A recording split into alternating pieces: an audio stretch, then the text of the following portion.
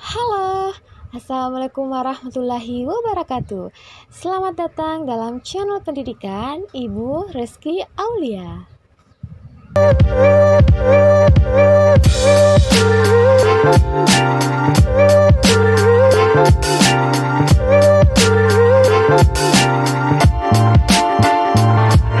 Dalam video ini, Ibu akan membahas mengenai menjadi penulis kreatif.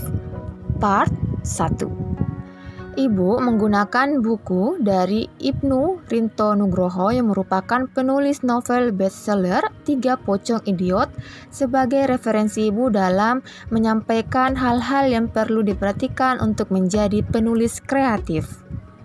Karena buku ini memiliki ukuran yang tebal, jadi Ibu akan membaginya beberapa part untuk memudahkan kalian memahami tiap bagian dalam buku dari penulis Ibnu Rinto Nugroho, ya. Semua orang bisa menulis. Menulis tidak hanya bisa dilakukan oleh seorang dokter, profesor, guru, ataupun orang-orang pintar lainnya. Menulis merupakan sebuah pekerjaan super mudah yang bisa dilakukan oleh siapa saja. Meskipun tanpa gelar akademik, bahkan tanpa pengalaman sekalipun. Jadi, hilangkan ya dalam benak kalian mengatakan, saya bukan seorang yang pandai menulis, saya hanya seorang pekerja ini. Hilangkan pemikiran-pemikiran seperti itu, karena menjadi seorang penulis itu bukan harus menjadi orang yang hebat terlebih dahulu, bukan menjadi orang yang memiliki gelar akademik yang tinggi dan sebagainya. Semua orang berhak untuk menjadi penulis, oke? Hilangkan hal-hal negatif pada diri Anda ketika Anda ingin menjadi seorang penulis. Tumbuhkan pikiran-pikiran positif bahwa kalian juga bisa menjadi seorang penulis yang akan nantinya menjadi orang hebat dalam bidang menulis ini. Dalam part pertama ini ada beberapa hal yang harus kalian perhatikan sebagai seorang penulis pemula atau baru memikirkan bagaimana caranya untuk menjadi seorang penulis dan sebagainya. Pertama, menulis bakat, gift, atau keterampilan ya. Banyak orang yang bertanya, apakah menulis itu merupakan bakat, anugerah, atau sebuah keterampilan? Apakah Anda bisa menjawab pertanyaan tersebut? Nah, silakan perhatikan pernyataan berikut ini. Padahal dalam praktiknya, menulis itu tidak mutlak harus memiliki bakat. Menulis juga bukan hal yang harus dilakukan oleh seseorang yang sudah terkenal di mana-mana. Semua orang bisa menulis selama mereka memiliki keinginan yang kuat untuk menulis. Jadi yang harus diperhatikan itu adalah selama kalian memiliki keinginan untuk menjadi seorang penulis dan menekuni hal itu atau menekuni bidang itu, Anda bisa menjadi seorang penulis yang hebat. Yang penting kalian konsisten dan memiliki keinginan untuk menjadi seorang penulis. Itu yang intinya. Poin yang kedua, action. Maksudnya apa ya? Apabila Anda sudah memiliki keinginan untuk menjadi seorang penulis, maka segeralah Anda menulis. Ekspresikanlah pikiran Anda ke dalam sebuah tulisan. Silakan kalian perhatikan ilustrasi gambar berikut ini. Di sini terdapat pernyataan, marilah kita lihat seorang yang tanamannya layu dan ingin tanamannya cantik dan sehat. Bisa kalian lihat, tanaman dari kedua orang ini layu, tidak hidup. Dan mereka ingin tanaman tersebut bisa sehat dan cantik. Dari keinginan tersebut, dia akhirnya mengambil pupuk untuk diberikan kepada tanamannya. Dan tidak sampai di situ juga. Mereka juga membersihkan tanaman-tanamannya sehingga nampak bersih. Ketika mereka konsisten memberikan perawatan yang baik untuk tanamannya, perlahan-lahan tanaman mereka tumbuh dengan sehat dan cantik. Inti dari kisah bercocok tanam ini adalah action. Gunakan tangan Anda untuk menyalurkan apa yang sudah tertanam di dalam otak Anda. Karena tanpa adanya action, apa yang sudah Anda cita-citakan akan menjadi basi dan tidak bermanfaat. Lain halnya bila Anda segera mewujudkan apa yang sudah lama Anda pikirkan dan rencanakan. Biasanya kan orang ketika memiliki suatu rencana, terkadang mereka tidak langsung action gitu. Mereka terkadang menunda beberapa hari, kemudian berlanjut sampai mereka lupa pada action mereka, pada rencana mereka. Seharusnya ketika kalian ingin menjadi seorang penulis yang hebat atau apapun dalam bidang tertentu, ketika kalian muncul dalam benak kalian ingin melakukan suatu hal yang baik, salah satunya ingin menjadi seorang penulis, action, lakukan segera. Karena orang yang sukses itu adalah ketika mereka tidak menunda-nunda apa yang ingin mereka lakukan selama itu adalah hal-hal yang baik. Yang ketiga, nikmati prosesnya dan rasakan sensasinya. Oke, kita bahas maksud dari poin ketiga ini. Segala hal yang ada di dunia pasti melalui sebuah proses. Sebagaimana angka yang dimulai dari 0, nada yang dimulai dari do, dan huruf yang dimulai dari huruf A. Segala sesuatu pasti memiliki awal, termasuk juga untuk menjadi seorang penulis. Menjadi seorang penulis, apalagi seorang pemula, tidak mungkin kalian langsung mahir dalam menulis. Nikmati prosesnya. Kalian mulai dengan menulis hal-hal kecil dulu atau apapun itu. Yang penting kalian konsisten melatih kemampuan otak kalian dalam berpikir, mengasah otak kalian dalam menuangkan kata-kata secara perlahan-lahan dan menikmati proses. Maka setiap proses yang Anda lalui itu Anda akan merasakan sensasinya ketika kalian sudah memasuki tahap kesuksesan menjadi seorang penulis. Jangan pernah ketika kalian gagal dalam menulis lantas kalian merasa gagal, merasa kurang. Jangan biarkan hal itu muncul dalam benak kalian. Intinya, ketika kalian merasakan suatu kegagalan dalam menulis, pikirkan cara terbaru, pikirkan hal-hal baru untuk mengatasi permasalahan itu. Kalian harus mencari tahu apa yang membuat Anda gagal. Jangan fokus pada masalahnya, tetapi fokuslah pada mencari jalan keluar dari permasalahan yang Anda hadapi menjadi seorang penulis. Kalian kenal Fatin Shidqia Lubis. Fatin ini tidak serta-merta menjadi seorang penyanyi. Dia harus terlebih dahulu mengikuti audisi dan serangkaian babak eliminasi. Sangat melelahkan. Namun, berkat kegigihannya dan semangat kerja kerasnya, Fatin pun bisa menjadi seorang penyanyi yang dikenal oleh banyak orang di mana saja. Jadi, kata proses ini sangat penting kalian pahami baik-baik. Karena orang sukses itu, mereka tidak langsung berada pada puncak yang tinggi. Mereka harus memulai dari nol, mengetahui apa yang tidak mereka ketahui, dari kegagalan mereka mencari solusi, sampai mereka konsisten melakukan hal-hal yang ingin mereka lakukan untuk menggapai impian mereka. Yang keempat, bagaimana mengolah kata. Nah, ini mungkin sering menjadi pertanyaan besar bagi seorang penulis pemula ketika semangatnya sudah menggebu-gebu menjadi seorang penulis. Mereka mungkin kurang mengetahui bagaimana mengolah kata. Baiklah, silahkan kalian perhatikan terdapat 3 pembahasan mengenai bagaimana mengolah kata. Yang pertama, Anda harus bisa memahami kata-kata yang akan Anda gunakan. Penulis yang baik adalah mereka yang tidak sembarangan menggunakan kata-kata dalam tulisannya.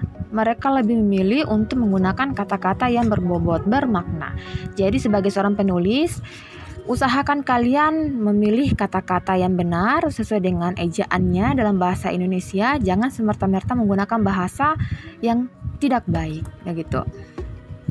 Yang kedua, Anda harus berlatih untuk mengolah kata atau menciptakan kata dalam makna yang berlainan.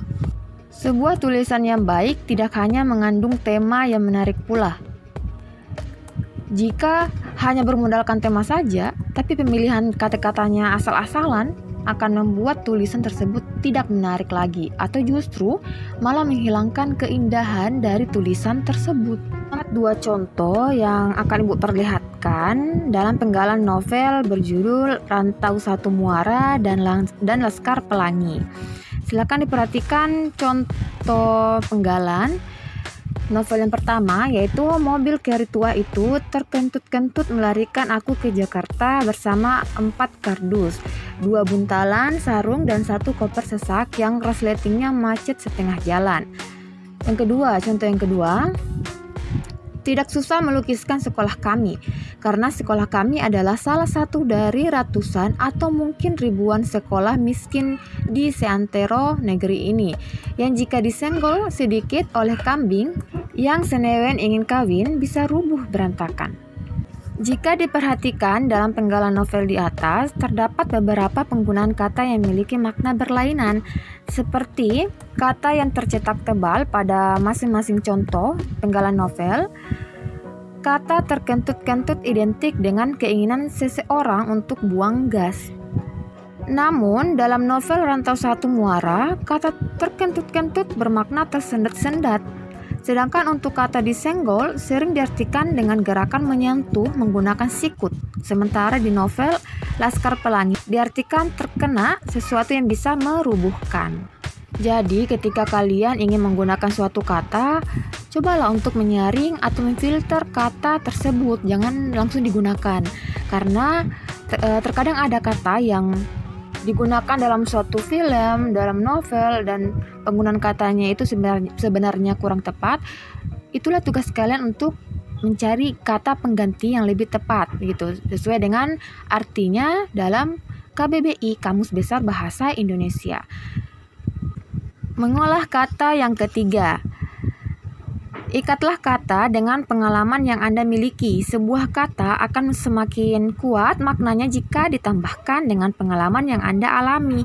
Sebagai contoh, ketika Anda ingin bercerita tentang seseorang yang baru saja kehilangan sahabatnya, sehingga ia merasakan sendirian, maka tambahkanlah dengan pengalaman Anda ketika kehilangan sahabat.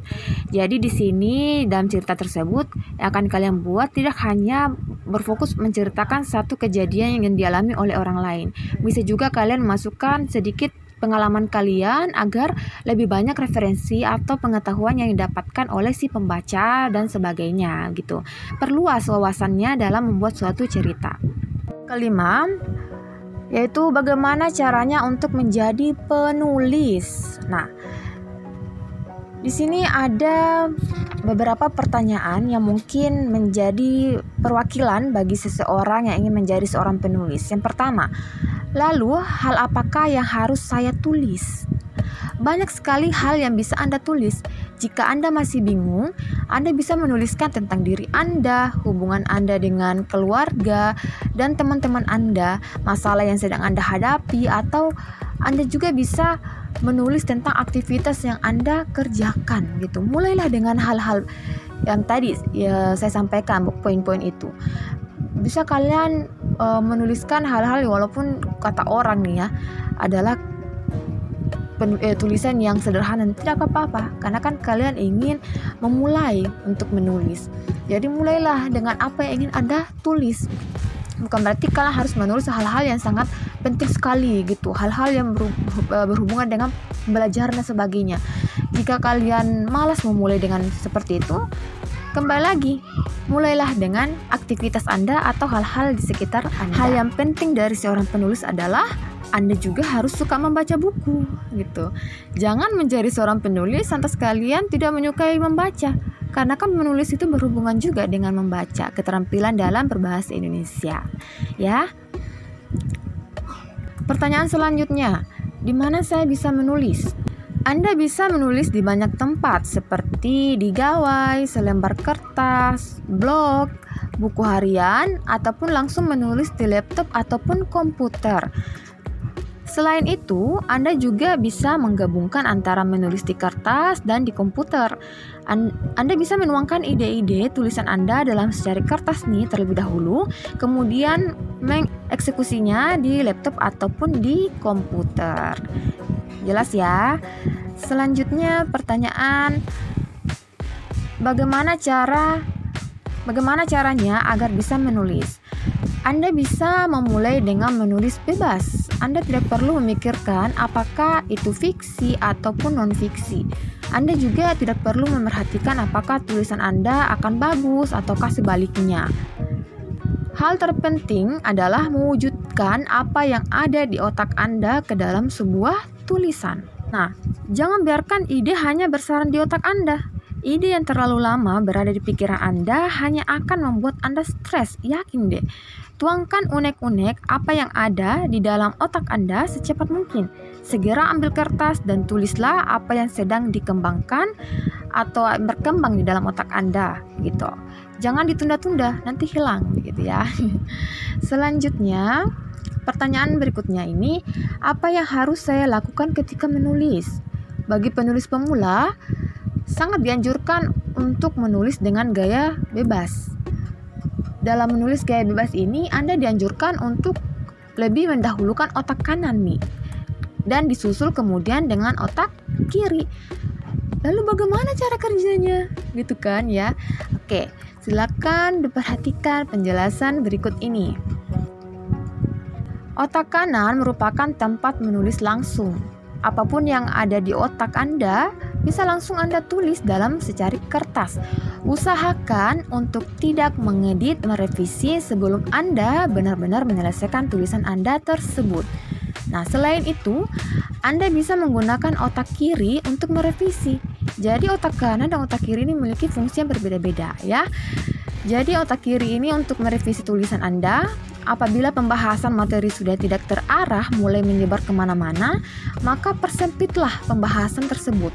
Apabila Anda menemukan adanya kata-kata yang masih tidak wajar atau tidak baku sesuai dengan penggunaan bahasa Indonesia yang benar, Anda bisa menyempurnakannya dan masih banyak yang bisa Anda lakukan selama tahap revisi tersebut. Nah, inilah perbedaan atau fungsi dari otak kanan dan otak kiri dalam menulis gitu. Pertanyaan yang terakhir, lalu bagaimana jika saya tidak punya banyak waktu untuk menulis? Menulis bukanlah sebuah pekerjaan yang memakan waktu sih sebenarnya. Anda bisa menulis kapan saja dan di mana saja. Luangkan setidaknya 5 menit dalam sehari untuk melakukan aktivitas ini. Ya, mungkin kalau di awal-awal pasti terasa berat sih, tapi kalau konsisten pasti bisa kalian laksanakan atau lakukan dengan baik gitu. Jika hal sederhana tersebut dapat Anda lakukan dengan rutin, itu bisa dipastikan bahwa rutinitas tersebut akan menjadi sebuah kebiasaan baru. Kemudian kebiasaan tersebut akan menjadi ciri dari kepribadian Anda, yaitu suka membaca dan menulis. Oke? Inilah pembahasan untuk materi menjadi penulis kreatif. Part 1. Jika kalian penasaran lagi untuk part keduanya, tetap pantau video ini, akun channel YouTube ini, supaya kalian tidak ketinggalan pembahasan-pembahasan yang berhubungan dengan menjadi penulis kreatif. Sudah menonton channel YouTube ini, jangan lupa di like, share, subscribe channel YouTube ini. Oke, bye.